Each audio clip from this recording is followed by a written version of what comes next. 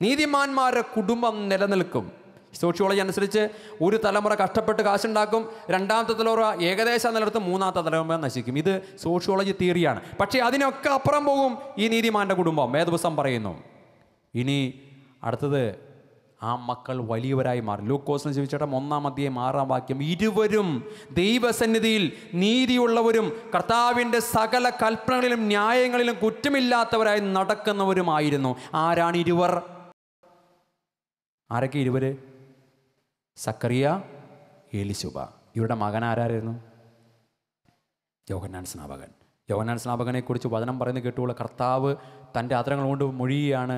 മത്തായിയുടെ സുവിശേഷം 11-ാം അധ്യായം 11-ാം വാക്യം, സ്ത്രീകളിൽ നിന്ന് ജനിച്ചവരിൽ യോഹന്നാനേക്കാൾ വലിയവൻ യോഹന്നാൻ സ്നാപകനേക്കാൾ വലിയവൻ ആരുമില്ല. അതുകൊണ്ട് നമ്മുടെ മക്കൾ ഏറ്റവും വലിയവരായി മാറുവാൻ ഓരോ അപ്പമാരും ചിന്തിക്കണം. നമ്മൾ നീതിമാന്മാരായി ജീവിച്ചാൽ തീർച്ചയായിട്ടും നമ്മുടെ മക്കൾ, നമ്മുടെ കുടുംബം എല്ലാം അനുഗ്രഹകരമായി മാറുമെന്ന് വേദപുസ്തകം നമുക്ക് ഉറപ്പുന്നു. ഇതിനേക്കാൾ വലിയ ഉറപ്പ്. ആദിയിൽ വചനമുണ്ടായിരുന്നു, വചനം ദൈവത്തോടു കൂടിയായിരുന്നു. വചനം ഉറക്കപ്പറ, വചനം ദൈവമാണ്. വചനമാകുന്ന ദൈവം നമുക്ക് ഉറപ്പ് നൽകുകയാണ്. നീതിമാനായി ജീവിച്ചോ. ഏത് മേഖല, പ്രവർത്തിക്കുന്ന മേഖലയിൽ, ഉദ്യോഗ മേഖലകളിൽ, നമ്മുടെ ശുശ്രൂഷ മേഖലയിൽ, നമ്മുടെ സകല മേഖലയിലും നീതിമാനായി ജീവിക്കുവാനുള്ള ധൈര്യം നമ്മൾ കാണിക്കുമ്പോൾ, അതിനുവേണ്ടിയുള്ള കഷ്ടപ്പാടുകൾ നമ്മൾ ഏറ്റെടുക്കുമ്പോൾ നമ്മുടെ കുടുംബം, നമ്മുടെ മക്കൾ, നമ്മുടെ തലമുറ അനുഗ്രഹിക്കപ്പെട്ടതായി മാറി. നോഹയ്ക്ക് കിട്ടിയ അനുഗ്രഹം നമുക്കും ദൈവം നൽകും. 3, ഇവിടെ ഇരിക്കുന്ന അമ്മമാർക്ക് വേണ്ടി പ്രത്യേക അച്ഛൻ പറയട്ടെ. ഒന്നാമത്തത് അപ്പന്മാർക്ക് വേണ്ടിയിട്ടാണെങ്കിൽ, അടുത്തത് അമ്മമാർക്ക് വേണ്ടിയാണ്. ആദ്യം പറഞ്ഞത് എല്ലാവർക്കും വേണ്ടിയാണ്. ഇതാ വേദപുസ്തകത്തിൽ പറയുകയാണ്. ഉൽപ്പത്തി പുസ്തകം 6-ാം അധ്യായത്തിൻ്റെ 9-ാം വാക്യത്തിൻ്റെ 2-ാമത്തെ ഭാഗത്ത് ഇങ്ങനെയാണ്, നോഹ തൻ്റെ തലമുറയിൽ നിഷ്കളങ്കനായിരുന്നു. തലമുറയിൽ തന്നെ നിഷ്കളങ്കനായ ഒരു വ്യക്തിയായിരുന്നു നോഹ.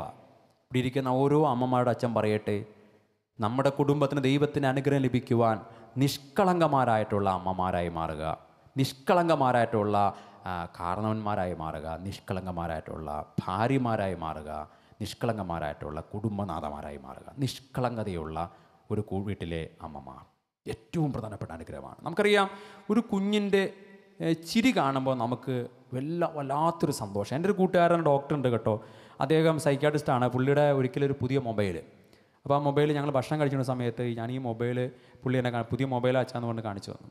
അപ്പോൾ കാണിച്ചു തന്നപ്പോൾ എന്നെ അത്ഭുതപ്പെടുത്തി കളഞ്ഞ പുള്ളി അതിൽ ഈ കുറേ കുഞ്ഞു കുട്ടികളുടെ ചിത്രം ഇട്ടേക്കണം. കൊച്ചു കുട്ടികൾ, അത് കുഞ്ഞു വാവന്മാരാണ്, അവരുടെ ചിരിയാണ് അതിൽ കാണുന്നത്. അപ്പോൾ ഒരു കുട്ടി ഇന്ത്യൻ കുട്ടിയാണ്, വേറെ കുട്ടി സിഖ് കുട്ടി, വേറെ കുട്ടി നമ്മുടെ ചൈന കുട്ടി, വേറെ ഒരെണ്ണം അറബി കുട്ടി, അടുത്ത ഒരെണ്ണം കാപ്പിരി കുട്ടി, പിന്നെ ഒന്ന് നമ്മുടെ സായിപ്പ് കുട്ടി. ഇങ്ങനെ പല ദേശത്തുള്ള കുഞ്ഞുങ്ങളുടെ ഈ ചിത്രമാണ് ഇട്ടിരിക്കുന്നത്. അപ്പം ഞാൻ ചോദിച്ചു, ഇതെന്താ ഇതിങ്ങനെ ഇട്ടേക്കണേ? അപ്പോൾ പുള്ളി പറയാണ്, ഇത് കണ്ടപ്പോൾ അച്ഛൻ്റെ മുഖത്ത് എന്താണ്ടായേ? ആര് കണ്ടാലും ഇത് കണ്ടു കഴിഞ്ഞാൽ, പ്രത്യേകിച്ച് ആ കാപ്പിരിക്കൂട്ടൻ്റെ ചിരി കണ്ടു കഴിഞ്ഞാൽ ആരും ചിരിച്ചു പോകും. കാരണം അതുപോലത്തെ ചിരി, ആ പല്ല് എന്ത് രസമാണെന്നറിയാമോ? അപ്പോൾ ഞാൻ പറഞ്ഞു, ചിരി വരും. ഇത് തന്നെയാണ് അച്ഛൻ ഞാൻ ഇടാൻ കാരണം നമ്മൾ ഈ കേസ് കാണുന്ന മുഴുവൻ ഈ മനുഷ്യൻ്റെ ദുരന്തങ്ങൾ, ദുഃഖങ്ങളല്ലേ. ഇത് കണ്ട് നമ്മളങ്ങ് തളരുമ്പോൾ ഇതൊന്ന് ഈ മൊബൈലും എടുത്ത് നോക്കിക്കഴിയുമ്പോൾ ഇവന്മാരെ ചിരി കണ്ടു കഴിയുമ്പോൾ നമുക്ക് ചിരി വരും. ഒരു ചിരി കണ്ട അത് മതി എന്നാ പാട്ടുകാരൻ പറയുന്നത്. പ്രിയമുള്ളവരെ, അത് മതി ഒരു ചിരി. പക്ഷേ നമുക്കറിയാം, മുതിർന്ന് കഴിയുമ്പോൾ മുതിർന്നവരെ ചിരി കണ്ടു കഴിഞ്ഞാൽ നമുക്കൊരു ചെറിയ സംശയം, അവൻ ആക്കി ചിരിച്ചാണെന്ന് തോന്നുള്ളൂ അച്ഛാ. പ്രിയമുള്ള നമുക്ക് അതുകൊണ്ട് ഈ ശ്രീകുമാരൻ തമ്പി, മലയാളക്കരയിലെ പ്രമുഖനായിട്ടുള്ള ഗാനരചയിതാവ് ശ്രീകുമാരൻ തമ്പി, അദ്ദേഹത്തിൻ്റെ പ്രസിദ്ധമായുള്ള ബന്ധുവാര് ശത്രുവാര് എന്നുള്ള ചിത്രത്തിന് വേണ്ടി അദ്ദേഹം കുറിച്ചിട്ട വരികൾ സംസ്ഥാന അവാർഡ് നേടി. ആ വരികൾ ഇങ്ങനെയാണ്, അതിലെ 2 വരികൾ: പുറമേ പുഞ്ചിരിയുടെ പൂമാലകൾ ഉതിരുമ്പോൾ അകമേ കുടിപ്പകയുടെ തീജ്വാലകൾ ഇളകുന്നു. പുറമേ പുഞ്ചിരിയുടെ പൂമാലകളാണ് ഉതിരുന്നെങ്കിലും അകത്ത് കുടിപ്പകയാണ്, നിൽക്കാൻ പറ്റണ്ട. അപ്പം ചിരി മുതിർന്നു കഴിയുമ്പോൾ കാപട്യത്തിൻ്റെ പല്ലിലുകളായിട്ട് മാറുകയാണ്. പ്രിയപ്പെട്ടവരെ, നിഷ്കളങ്കതയുടെ ചിരിയുണ്ട് ഒരു കുടുംബനാഥയിൽ, ഒരമ്മയിൽ. ഏറ്റവും അധികം ആ കുടുംബത്തിലുള്ള എല്ലാവരും ആഗ്രഹിക്കുന്നത് നിഷ്കളങ്കത ചിരിയാണ്. ക്രിസ്തുവിൽ ആ നിഷ്കളങ്കതയുണ്ടായിരുന്നു. സുവിശേഷങ്ങളിലൂടെ നമ്മൾ പ്രാർത്ഥനാപൂർവ്വം മിടിയോടിക്കുമ്പോൾ നമ്മൾ കണ്ടുമുട്ടുന്നു ഈ ക്രിസ്തുവിൻ്റെ ചിരി. മദർ തെരേസ മുഖത്തേക്ക് നോക്കിക്കഴിഞ്ഞാൽ വേനൽപ്പാടം വിണ്ടുകീറിയത് പോലത്തെ മുഖമാണ്. പക്ഷെങ്കിൽ പോലും ആ ചിരി കാണുവാൻ ലോകരാട്ട തലവന്മാർ പോലും ആഗ്രഹിച്ചിരുന്നു. കാരണം ലോകത്തെ ഏറ്റവും പ്രിയപ്പെട്ട മുഖമായി അത് മാറിയിരുന്നു എന്നുള്ളത് നമ്മുടെ കാലഘട്ടം നമ്മൾ കണ്ടതാണ്. മഹാത്മാഗാന്ധിയായിക്കോട്ടെ, ഏത് വിശുദ്ധ പിതാക്കന്മാരായിക്കോട്ടെ, അവരുടെ മുഖത്തെ പ്രസാദം എന്ന് പറയുന്നത് പറയുന്നത് നിഷ്കളങ്കതയാണ് ആ മുഖത്തിൻ്റെ ഏറ്റവും വലിയ തേജസ്. വിശുദ്ധിയുടെ അടയാളം, വിശുദ്ധരുടെ അടയാളം നിഷ്കളങ്കതയാണ് പ്രിയമുള്ളവരെ.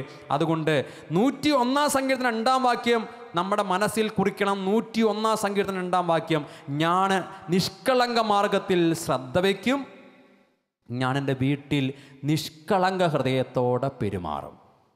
അപ്പോൾ ഇവിടെ ഇരിക്കുന്ന അമ്മമാർ എന്നോടൊപ്പം ഈ ഇതിൽ ഉണ്ടെങ്കിൽ അവർ ചിന്തിക്കും, എൻ്റെ അച്ഛനിപ്പം നമ്മുടെ വീട്ടിലെ മുതലുകളുടെ അടുത്ത് നിഷ്കളങ്കത വന്നിട്ട് ഇത്രയും വലിയ കുരുട്ടുബുദ്ധിയായിട്ട് നടന്നിട്ട് നടക്കണില്ല. അപ്പം നിഷ്കളങ്കോട് ജീവിച്ച് ഉമ്മാർ പറ്റിച്ച് കൈ തരൂല അച്ഛാ.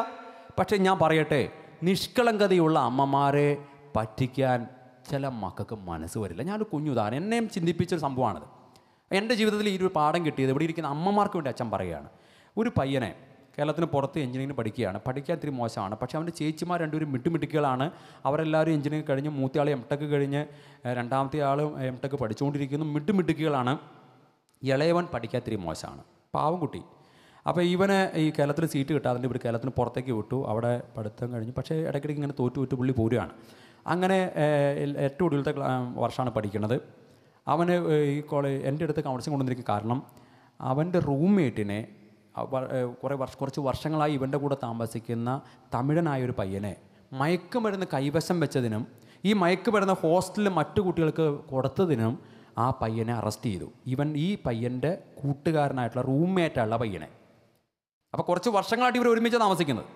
അപ്പോൾ ആ പയ്യനെ അറസ്റ്റ് ചെയ്ത് കഴിഞ്ഞപ്പോൾ ഈ സംഭവം റൂമിലുണ്ടായിട്ട് ഇത് അറിഞ്ഞിട്ടും കോളേജിൻ്റെ അധികാരികൾ മുന്നിൽ റിപ്പോർട്ട് ചെയ്യാത്തതിനും ഇവനെ സപ്പോർട്ട് ചെയ്തതിനും ഈ പയ്യനെയും കൂടെ സസ്പെൻഡ് ചെയ്തു. ഈ പയ്യന് ഇത് ചെയ്തിട്ടില്ല, പക്ഷേ ഇങ്ങനെ സസ്പെൻഡ് ചെയ്തു. മാത്രമല്ല പേരൻസിനെ വിളിപ്പിച്ചിട്ട് കോളേജ് അധികാരികൾ പറഞ്ഞു, ഈ പയ്യനെക്കുറിച്ച് ഞങ്ങൾക്ക് സംശയമുണ്ട്. കാരണം 2.5 വർഷക്കാലഘട്ടം മറ്റവൻ്റെ കൂടെ താമസിച്ച് ഇത് അവൻ പങ്കുവെച്ചിട്ട് പോലീസിനോട് പറഞ്ഞ് 2.5 വർഷമായി അവനിത് കൊടുക്കുന്നു പറയാണ്.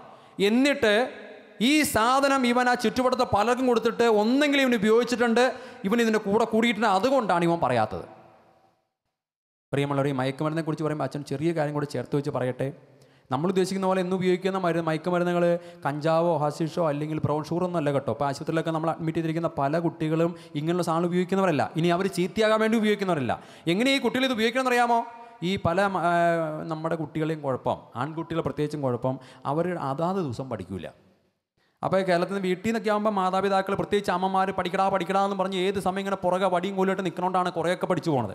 ഇത് ഈ അമ്മയുടെ സാന്നിധ്യം അപ്പൻ്റെ സാന്നിധ്യം ഇല്ലാണ്ട് വന്നു കഴിയുമ്പോൾ അവർക്ക് സർവ്വ സ്വാതന്ത്ര്യം കിട്ടിക്കഴിയുമ്പോൾ പലപ്പോഴും അവർ പഠിക്കാൻ അങ്ങ് വിട്ടുപോകും.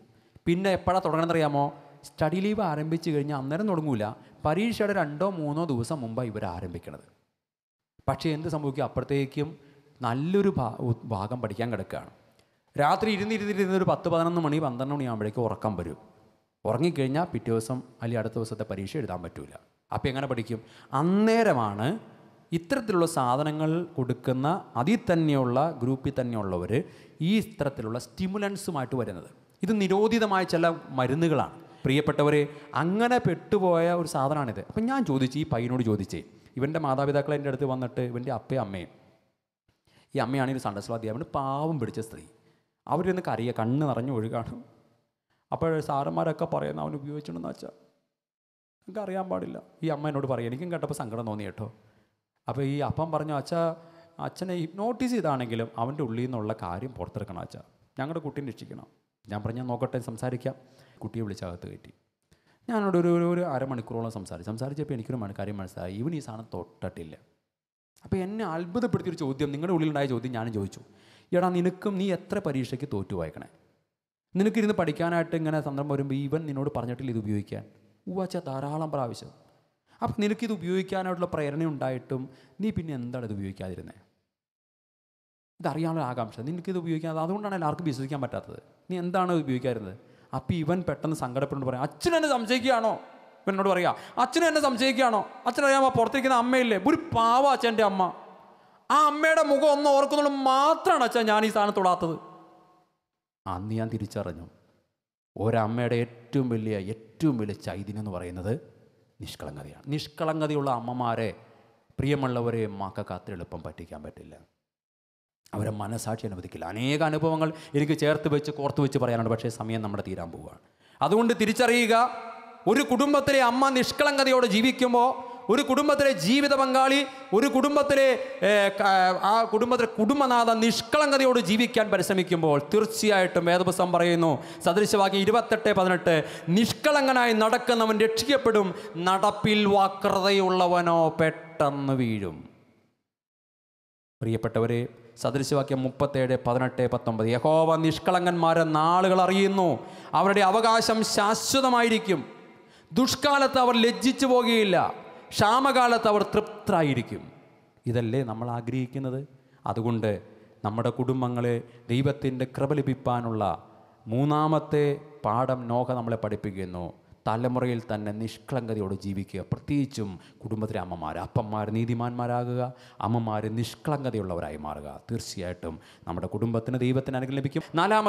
നാലാമത്തെ പാഠം നോഹയെക്കുറിച്ച് ഉൽപ്പത്തി പുസ്തകം 6:9 പറയുന്നത്, നോഹ ദൈവത്തോട് കൂടെ നടന്നു. രണ്ട് തരത്തിലുള്ള ആളുകളുണ്ട്. ദൈവത്തോട് കൂടെ നടക്കുന്നവരും ദൈവത്തെ കൂടാതെ നടക്കുന്നവരും. ഇത് നാലാമത്തെ പാഠം ഞാൻ മക്കളോട് വേണ്ടി പറയാം. ഇവിടെ കുറവാണ് കുട്ടികൾ, എങ്കിലും കുട്ടികളുള്ള കുട്ടികൾക്ക് വേണ്ടി പറയട്ടെ. ഏതൊരു മക്കളെക്കുറിച്ചുമുള്ള ദൈവത്തിൻ്റെ പദ്ധതി, ഒരു കുടുംബത്തിന് ദൈവത്തിന് അനുഗ്രഹം കിട്ടണമോ, ദൈവത്തോട് കൂടെ നടക്കുന്ന മക്കളാകുക. വലിയ വലിയ ആളുകളുടെ കൂടെ നടക്കാൻ നമുക്ക് വലിയ സന്തോഷമാണ്. ഇപ്പോൾ മുഖ്യമന്ത്രി വരികയാണെങ്കിൽ, അല്ലെങ്കിൽ മന്ത്രിമാർ വരികയാണെങ്കിൽ കുറേ പേര് അതിൻ്റെ കൂടെ വരും.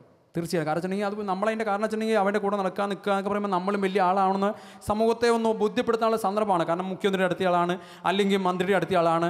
ഇവരൊക്കെ ഇനിയിപ്പോൾ ചില ആത്മീയ ഇതൊക്കെ ആകുമ്പോൾ, ഞങ്ങൾ പാത്രിസ്വാമിക്ക് വന്നപ്പോൾ ഞങ്ങൾ അച്ഛന്മാർ പോലെ കൂടെ നിന്ന് ഫോട്ടോ എടുത്ത് ഫേസ്ബുക്കിലും വാട്സാപ്പിലും കിട്ടും. അപ്പോൾ അത് കാണുമ്പോൾ പാത്രിസ്വാമിയുടെ അടുത്ത് നിന്ന് ഫോട്ടോ എടുത്തോ, അപ്പോൾ ഇത് നമ്മൾ വലിയ വലിയ ആളുകളോട് നിൽക്കുമ്പോൾ നമുക്കൊരു അഭിമാനമാണ്, നമ്മളും വലുതായി.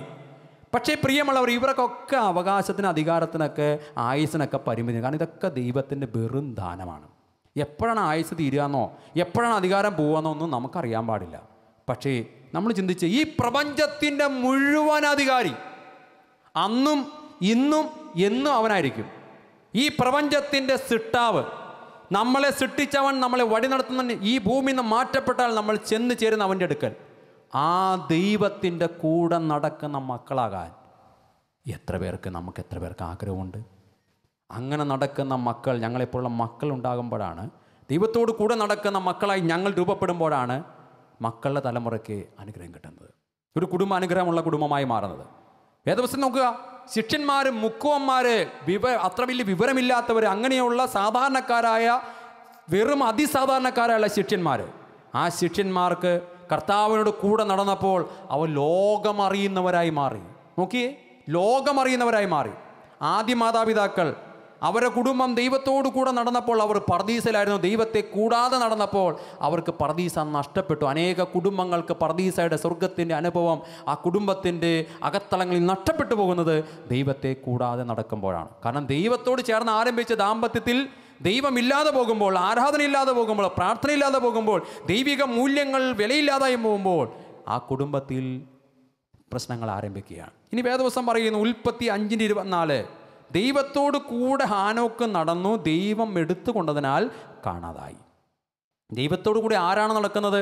അവരെയാണ് ദൈവം എടുക്കുന്നത്. ദൈവം സ്വർഗത്തിലേക്ക് കരയറ്റുന്നത്. അപ്പോൾ സ്വർഗം പ്രാപിക്കുവാൻ, ഈ ഭൂമിയിൽ ദൈവത്തിൻ്റെ അനുഗ്രഹം പ്രാപിക്കുവാൻ വളരെ പ്രധാനപ്പെട്ട മാർഗമാണ് ദൈവത്തോട് കൂടെ നടക്കുക. പ്രിയപ്പെട്ടവരെ, ഇത് കുറച്ചുകൂടെ വ്യക്തമാക്കാൻ വേണ്ടിയിട്ട് ഞാനൊരു കുഞ്ഞു ഉദാഹരണം പറയാം. സാധാരണ ഞാൻ പറയാറുള്ളൊരു ഉദാഹരണമാണ്, എൻ്റെ സന്ദേശങ്ങൾ കേട്ടുള്ളവർക്ക് പെട്ടെന്ന് മനസ്സിലാവും. ഞാൻ വർഷങ്ങൾക്ക് മുമ്പ് നമ്മുടെ അങ്കമാലി ഭദ്രാസനത്തിലെ ഒരു കൗറപ്പീസ്കോപ്പ അച്ഛൻ, അപ്പോൾ അച്ഛന് ചേട്ട ബാബ തിരുമനസ് കൊണ്ട് പ്രായമൊക്കെ ആയി കഴിഞ്ഞപ്പോൾ അച്ഛൻ്റെ വീടിനടുത്തുള്ള ഒരു പള്ളി കൊടുത്തിരിക്കുകയാണ്. ഒരു ഉൾപ്രദേശത്തുള്ളൊരു പള്ളിയാണ്. ഞാൻ വാഹനം ഉപയോഗിക്കാത്തൊരു അച്ഛനും. അപ്പോൾ ഒരു ദിവസം എന്നെ വിളിച്ചിട്ട് പറഞ്ഞു, മോനെ എൻ്റെ പള്ളിയിലേക്ക് വന്ന് നീ ഒരു പ്രസംഗം പറയണം. അപ്പോൾ ഞാൻ പറഞ്ഞു, എൻ്റെ അച്ഛ ഞാൻ അങ്ങോട്ട് വരാം, പക്ഷേ രാത്രി കൺവെൻഷൻ ആയതുകൊണ്ട് തിരിച്ചങ്ങനെ ഞാൻ പോകും, എൻ്റെ കയ്യിൽ വണ്ടിയില്ല. അപ്പോൾ പറഞ്ഞു, ഇങ്ങോട്ട് വന്നാൽ മതി, തിരിച്ചു കൊണ്ടുവന്ന കാര്യം ഞങ്ങളേറ്റു. അവിടെ ചെന്ന് പ്രസംഗം കഴിഞ്ഞു. ആ ഭക്ഷണം കഴിഞ്ഞപ്പോൾ ഈ വികാരി അച്ഛനോട് പറഞ്ഞു, വലിയച്ഛൻ, ഈ കൊറപ്പിസ്കോപ്പച്ചൻ പറഞ്ഞു, മോനെ വീട്ടിൽ കൊണ്ടുവന്നിടാൻ വേണ്ടിയിട്ട് ഒരു യൂത്ത് അസോസിയേഷൻ പ്രവർത്തനമാണ് ഏർപ്പെടുത്തിയിരുന്നത്. പക്ഷേ ഇന്ന് ഈ ശുശ്രൂഷയിൽ പങ്കെടുത്ത, അന്നത്തെ വചന ശുശ്രൂഷയിൽ പങ്കെടുത്ത ഈ ഇടവകപ്പെട്ട ഒരു പോലീസുകാരനുണ്ട്. ആ മോനെ എന്തോ അച്ഛനോട് പറയണമെന്നാണ് പറയണത്, സംസാരിക്കേണ്ട. അപ്പോൾ അതുകൊണ്ട് അദ്ദേഹം കൊണ്ടുവന്നാക്കാമെന്നാണ് പറഞ്ഞിരിക്കുക. പോകാൻ വിരോധമുണ്ടോ അദ്ദേഹത്തിൻ്റെ കൂടെ? ഞാൻ പറഞ്ഞു, നമുക്ക് സന്തോഷമാണല്ലോ, പോലീസുകാരോട് പോയി കഴിഞ്ഞാൽ പിന്നെ ധൈര്യമായില്ലോ. അപ്പോൾ ഞാൻ പറഞ്ഞു, ധൈര്യം, ഞാൻ എനിക്ക് ഒരു കുഴപ്പമില്ല അച്ഛാന്ന് പറഞ്ഞു. അങ്ങനെ ഈ വികാരി അച്ഛനെ കൊണ്ടുവന്ന് ഈ പോലീസുകാരൻ ചേട്ടൻ്റെ വണ്ടി കൊണ്ടുവന്നാക്കി. ഒരു പഴയ മാരുതി കാറ്, ഞാനത് സെൻ എന്ന് പറഞ്ഞ വണ്ടി, അതിൻ്റെ ഉള്ളിൽ കയറി കഴിഞ്ഞപ്പോൾ അച്ഛനോട് യാത്ര പറഞ്ഞു. ഇദ്ദേഹം ഈ ഗ്ലാസ്സൊക്കെ ഉയർത്തിയിട്ടു, ചെറിയ ശബ്ദത്തിൽ സുവിശേഷ ഗാനം ഓൺ ചെയ്തു. വണ്ടി ഇങ്ങനെ ഒരു ശരിക്കും പറഞ്ഞാൽ ഉൾപ്രദേശമാണ്, അപ്പോൾ അതുകൊണ്ടൊരു പഞ്ചായത്ത് റോഡ്, തീരെ വീതിയില്ലാത്തൊരു റോഡ്, അതിലൂടെ ഇങ്ങനെ പതുക്കെ നിരങ്ങി വണ്ടി പോയിക്കൊണ്ടിരിക്കുക. പതിയെ പോയി. ഇദ്ദേഹത്തിൻ്റെ ശ്രദ്ധ ഇദ്ദേഹം മുഴുവൻ ശ്രദ്ധിക്കുന്ന എന്നെയാണ്. അദ്ദേഹത്തിൻ്റെ കൂടെ ജോലി ചെയ്യുന്ന ഒരു സഹപ്രവർത്തനായ വേറൊരു പോലീസുകാരൻ്റെ കുടുംബത്തിലെ പ്രശ്നങ്ങളാണ് എന്നോട് പങ്കുവെക്കുന്നത്. അപ്പോൾ അദ്ദേഹത്തിൻ്റെ അവർക്കൊരു കൗൺസിലിംഗ് കൊടുക്കണം. അപ്പോൾ അതൊക്കെ പങ്കുവെച്ചിട്ട് എങ്ങനെ ആരെയാണ് കാണേണ്ടത്, എന്താണ് കാണേണ്ടത്, ഇതൊക്കെ അറിയാൻ വേണ്ടിയിട്ടാണ്. അപ്പോൾ വീട്ടിൽ കൊണ്ടുവന്നാക്കുകയായി വിഷയങ്ങൾ എന്നോട് പറയുകയും, ഇതാണ് അദ്ദേഹത്തിൻ്റെ ലക്ഷ്യം. അപ്പോൾ ഞാനാണെങ്കിൽ ഇദ്ദേഹത്തിന് പറയുന്ന കാര്യങ്ങൾ താടേക്ക് കൈ കൊടുത്ത് ശ്രദ്ധയോടെ ഇരുന്ന് കേട്ടുകൊണ്ടിരിക്കുന്നു. പുള്ളിയാണെങ്കിൽ ഒരു സ്റ്റിയറിംഗെ പിടിച്ചിട്ട് എന്നോട് നോക്കി വിശദമായിട്ട്, കാരണം വഴി നല്ല പരിചയം ആയതുകൊണ്ട് എന്നോട് പറഞ്ഞുകൊണ്ടിരിക്കുന്നു. കുറച്ചങ്ങോട്ട് കഴിഞ്ഞപ്പോഴാണ് ഈ സാറ് പറഞ്ഞു, അയ്യോ അച്ഛാ, നമ്മുടെ പിറകിലൊരു വണ്ടി ഉണ്ടെന്നുള്ളൂ. സത്യം പറഞ്ഞാൽ അപ്പോഴാണ് ഞാൻ ശ്രദ്ധിക്കണത്. പുറകിൽ നിന്ന് ഒരു ലൈറ്റ് കയറി വരുന്നുണ്ട്. കുറേ നേരമായി വരുന്നു നോക്കിയിട്ട്, പക്ഷേ ഞാനത് ശ്രദ്ധിച്ചിരുന്നില്ല. ഇദ്ദേഹം ആണെങ്കിൽ പറച്ചിലിനിടയ്ക്ക് അത് നോക്കിയിരുന്നില്ല. കുറച്ചങ്ങോട്ട് കഴിഞ്ഞപ്പോൾ ഞങ്ങൾ ഒരു വീതിയില്ലാത്ത സ്ഥലമാണ്. വീതിയുള്ള സ്ഥലത്ത് ഇപ്പോൾ വണ്ടി ഒതുക്കി നിർത്തി. പുറകിലുള്ള ഞങ്ങളുടെ വാഹനം ഞങ്ങൾ ഓവർടേക്ക് ചെയ്ത് ഫ്രണ്ടിൽ കയറി അവർ സഡൻ ബ്രേക്ക് ഇട്ട് നിർത്തി. ഞാൻ നോക്കുമ്പോൾ ഒരു 4 ചെറുപ്പക്കാർ വണ്ടിയിൽ നിന്ന് ചാടി ഇറങ്ങുന്നു, ഞങ്ങളുടെ അടുത്തേക്ക് ഓടി വരുന്നു. അപ്പോൾ ഈ പോലീസുകാരൻ ചേട്ടൻ ഈ വണ്ടിയുടെ ഗ്ലാസ്, ഈ വാതിൻ്റെ ഗ്ലാസ് താഴ്ത്തിയ വഴി കേൾക്കണം, മുട്ടൻ തെറി. എവിടെ നോക്കിയാടാ വണ്ടി ഓടിക്കണേ? തെറിയുടെ അഭിഷേകം. നമ്മൾ സത്യം പറയില്ല, ഇത്രയും തെറി ജീവിതത്തിൽ ഞാൻ ആദ്യമായിട്ടാണ് ഒരുമിച്ച് കേൾക്കണത്. കാരണം അതുപോലത്തെ 4 എണ്ണം മാറി ചിത്തിയാണ്. അപ്പോൾ ഞാൻ ഈ ലോഹയിട്ടിരുന്ന് ഞാൻ വേർക്കുകയാണ്. അപ്പോൾ എനിക്കറിയാം ഈ വണ്ടിയുടെ ഉള്ളിൽ ഒരു ലൈറ്റ് ഉണ്ടെന്ന്. അപ്പോൾ ലോഹയൊക്കെ ഇട്ട് തൊപ്പിയൊക്കെ വെച്ചിരിക്കുന്ന എന്നെ കണ്ടു കഴിയുമ്പോൾ നിർത്തട്ടെ എന്ന് വിചാരിച്ച് ഞാൻ പതുക്കെ ലൈറ്റ് ഓൺ ചെയ്തു. ലൈറ്റ് ഓൺ ചെയ്തിട്ട് നമ്മളെ കണ്ടിട്ടും തെറി പറഞ്ഞു. കാരണം അതുപോലത്തെ മുട്ടൻ തെറിയാണ് പറയുന്നത്. പ്രിയമുള്ളവർ, എന്തൊരു ചീത്തയാണെന്നറിയാമോ? അപ്പോൾ തെറി അങ്ങോട്ട് കൂടിക്കഴിഞ്ഞപ്പോൾ സത്യം പറഞ്ഞാൽ എനിക്ക് അല്പം ചോരയുള്ളൂ, എങ്കിൽ പോലും എൻ്റെ ഉള്ള ചോര മുഴുവൻ തിളച്ചു. കാരണം എന്താ ഇവർ പറയണത്? എനിക്ക് ആകെ അങ്ങോട്ട് അസ്വസ്ഥനായി. ഞാൻ സുവിശേഷനാണെങ്കിൽ പോലും എൻ്റെ കൺട്രോൾ പോകാൻ തുടങ്ങി. ഞാൻ നോക്കിക്കഴിഞ്ഞപ്പോൾ ഈ ചേട്ടൻ, ഈ പോലീസുകാരൻ ചേട്ടൻ, 1 6 അടി പൊക്കമുണ്ട്, അതിനൊത്ത ശരീരമുണ്ട്. നമ്മുടെ സുരേഷ് ഗോപിയെ പോലെ ഇരിക്കുന്ന ചേട്ടൻ.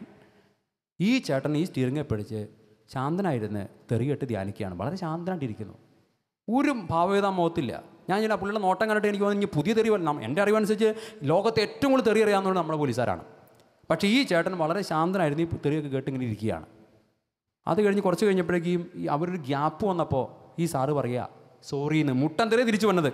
കുറച്ചു നേരം പറഞ്ഞു കഴിഞ്ഞപ്പോൾ അവന്മാരെ നാക്കിൻ്റെ തരിപ്പ് തീർന്ന് കാണും. അവർ മുന്നോട്ട് കയറി വാഹനം എടുത്ത് അവരങ്ങ് മുന്നോട്ട് പോയി. അവർ വാഹനം എടുത്ത വഴി എൻ്റെ എല്ലാ നിയന്ത്രണം വിട്ടു. ഞാൻ ഈ സാറിനോട് പറഞ്ഞു, പല്ലൽപ്പ് ഇറമിക്കൊണ്ട് ഞാൻ പറഞ്ഞു, എൻ്റെ സാർ ഇത് എന്ത് നാടത്? ചോദിക്കാനും പറയാൻ ആളില്ലാത്തതുകൊണ്ടല്ലേ ഇത്? നമ്മളെന്ത് തെറ്റാ ചെയ്ത്? നമ്മൾ എത്ര പ്രാവശ്യം ക്ഷമ പറഞ്ഞു?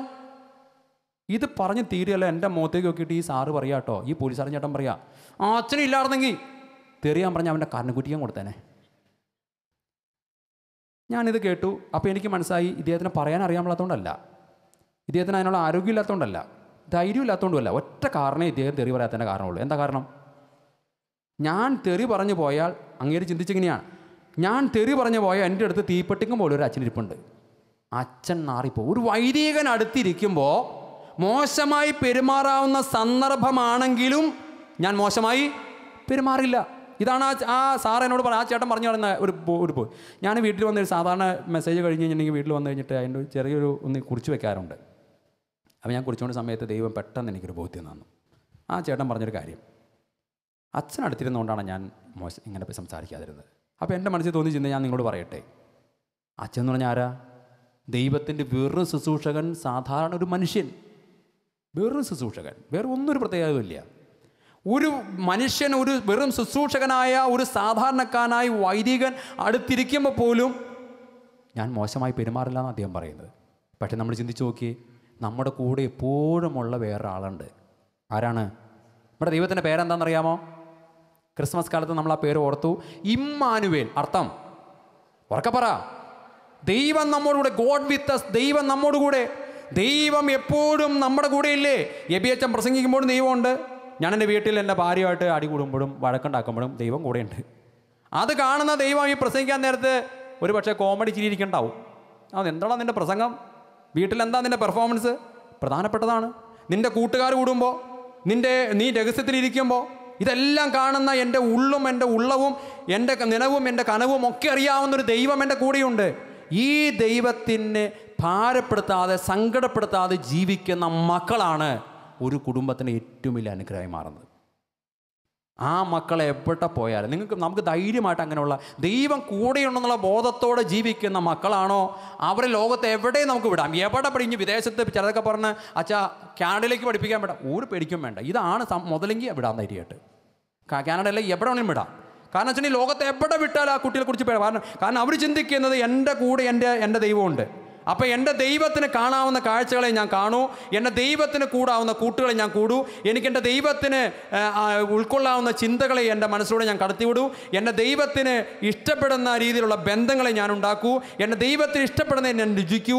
അങ്ങനെ എൻ്റെ ദൈവത്തെ പ്രസാദിപ്പിച്ചുകൊണ്ട് എൻ്റെ ദൈവത്തിൻ്റെ എൻ്റെ കൂടെയുണ്ടെന്നുള്ള ബോധത്തോടെ ജീവിക്കുന്ന, ദൈവത്തോടു കൂടെ നടക്കുന്ന മക്കളാണ് കുടുംബത്തിൻ്റെ അനുഗ്രഹത്തിൻ്റെ നാലാമത്തെ അടിത്തറയായി മാറുന്നത് എന്ന സത്യം നമ്മൾ ആരും മറക്കരുത്. അത്തരത്തിലുള്ള മക്കളായി മാറുമ്പോൾ ദൈവത്തിൻ്റെ കൃപ നമ്മളിലേക്ക് ചൊരിയപ്പെടും. ഏറ്റവും ഒടുവിലത്തേത് പങ്കുവെച്ച് ഞാൻ അവസാനിപ്പിക്കട്ടെ. ഏറ്റവും ഒടുവിലായി അഞ്ചാമതായിട്ട്, പ്രിയമുള്ളവരെ, ഈ നോഹയുടെ കുടുംബത്തിന് വലിയൊരു പ്രത്യേകത പ്രകൃതിയെ സ്നേഹിക്കുകയും കരുതുകയും പരിപാലിക്കുകയും ചെയ്യുന്ന ഒരു വ്യക്തിയായിരുന്നു. ദൈവത്തിൻ്റെ നിർദ്ദേശമനുസരിച്ച് നോഹ മാത്രമല്ല പട്ടണത്തിലേക്ക് കയറിയത്. നമുക്കറിയാം, ജീവജാലങ്ങളില്ലേ കൂടെ പ്രവേശിക്കുകയാണ്. ദൈവത്തിൻ്റെ കൽപ്പന അനുസരിച്ച് എല്ലാ ജീവജാലങ്ങളെയും ജോഡികളായി എടുത്തു എന്ന് പറയുമ്പോൾ എല്ലാ ജീവജാലങ്ങളെയും സംരക്ഷിക്കുകയാണ്. മനുഷ്യവംശത്തിന് നിലനിൽപ്പിന് പ്രകൃതിയുടെ സന്തുലിതാവസ്ഥ, പക്ഷിമൃഗാദികൾ, ജീവജാലങ്ങൾ വളരെ അത്യാവശ്യമാണെന്നുള്ള ദൈവികമായ വലിയ പാഠം നോഹ ഉൾക്കൊള്ളുകയാണ്.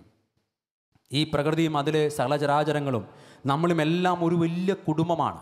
അതുകൊണ്ടാണ് നോഹയുടെ കുടുംബം എന്ന് പറയുമ്പോൾ ഇതെല്ലാം പ്രകൃതിയും കടന്നു വരുന്നുണ്ട്. ഇതുപോലെ നമ്മുടെ കുടുംബം ദൈവം നമുക്ക് നൽകിയ പ്രകൃതിയെ സംരക്ഷിക്കേണ്ടിയിരിക്കുന്നു. നമുക്കെല്ലാം ഒരു പ്രകൃതി കിട്ടിയിട്ടുണ്ട്. ഏതാണ്? നമുക്ക് വീതം വെച്ച് കിട്ടിയിരിക്കുന്ന കുഞ്ഞ് സ്ഥലം. ആ സ്ഥലം നമുക്ക് ദൈവം നൽകിയ പ്രകൃതിയാണ്.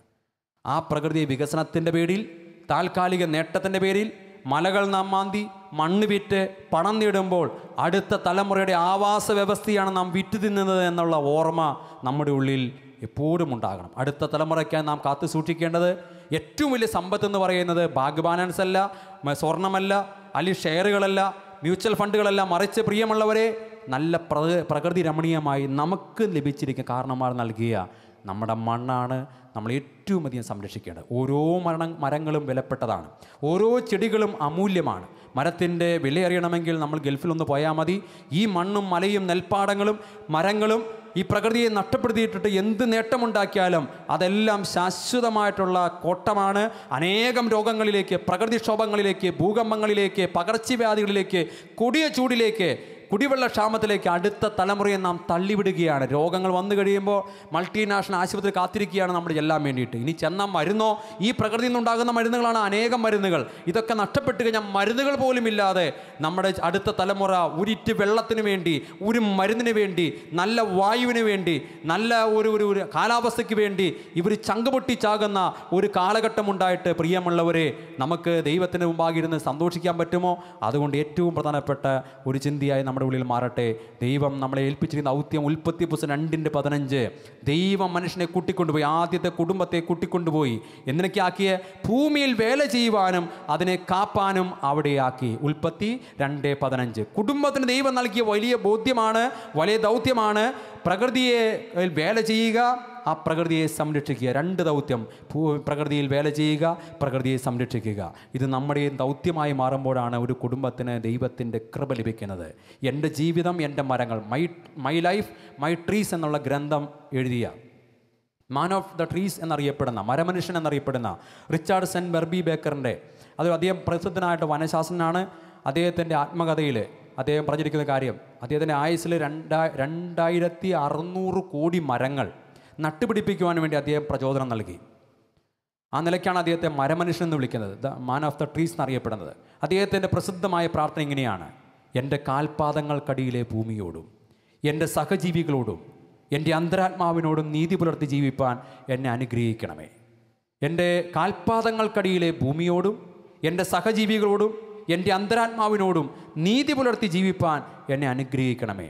ബേക്കറുടെ പോലെ പ്രകൃതിയെ സ്നേഹിക്കുന്ന, പ്രകൃതിയെ സംരക്ഷിക്കുന്ന ഒരു പുതിയ സംസ്കാരം, ഒരു നവസംസ്കാരം നമ്മുടെ നാട്ടിൽ വളർന്നു വന്നാലേ ഇനി നമുക്കൊക്കെ നമ്മുടെ മലയാളക്കരയെക്കുറിച്ച് അഭിമാനിക്കാനാകൂ. ഇത് ദൈവത്തിൻ്റെ സ്വന്തം നാടാക്കി നമുക്ക് രൂപപ്പെടുത്താനാകൂ. ബേക്കറിൻ്റെ പ്രാർത്ഥനയും പോരാട്ടവും നമ്മുടേത് കൂടി ആകേണ്ട 2018 ഏറ്റവും പ്രധാനപ്പെട്ട ദൗത്യമാണ്, കുടുംബങ്ങളുടെ ദൗത്യമാണ്. കാൽച്ചുവട്ടിലെ ഭൂമിയോടും സ്വസഹോദരങ്ങളോടും മനസാക്ഷിയോടും നീതി പുലർത്തി ജീവിപ്പാൻ നമ്മുടെ ഈ ധ്യാനചിന്തയനുസരിച്ച് നമുക്ക് ദൈവം കൃപ നൽകട്ടെ എന്ന് പ്രാർത്ഥിക്കുന്നു. ഇഞ്ചക്കാട് ബാലേന്ദ്രൻ രചിച്ച് രശ്മി സതീശ് പാടി മലയാളികൾ ഏറ്റുപാടിയ പ്രസിദ്ധമായിട്ടുള്ള ഈ വരികൾ പാടിക്കൊണ്ട് ഇന്നത്തെ ധ്യാന വിചാരങ്ങൾ ഞാൻ അവസാനിപ്പിക്കുകയാണ്. ഇനി വരുന്നൊരു തലമുറയ്ക്ക് ഇവിടെ വാസം സാധ്യമോ? മലിനമായ ജലാശയം അതിമലിനമായൊരു ഭൂമിയും, മലിനമായ ജലാശയം അതിമലിനമായൊരു ഭൂമിയും. ഇനി വരുന്നൊരു തലമുറയ്ക്ക് ഇവിടെ വാസം സാധ്യമോ? തണലു കിട്ടാൻ തപസിലാണ് നിവിടെ എല്ലാ മലകളും.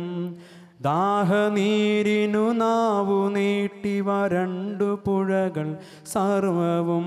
ഇവിടുത്തെ വാസം, ഈ ഭൂമി ഏറ്റവും മനോഹരമായ ദൈവത്തിൻ്റെ സ്വന്തം നാടായി മാറുവാൻ, നമ്മുടെ കുടുംബങ്ങൾ ഏറ്റവും മനോഹരമായി മാറുവാൻ നോഹയെപ്പോലെ നമ്മുടെ കുടുംബവും പ്രകൃതിയെ കൂടെ സംരക്ഷിക്കേണ്ടിയിരിക്കുന്നു എന്നുള്ള സത്യം നമ്മുടെ ഉള്ളിലിരിക്കട്ടെ.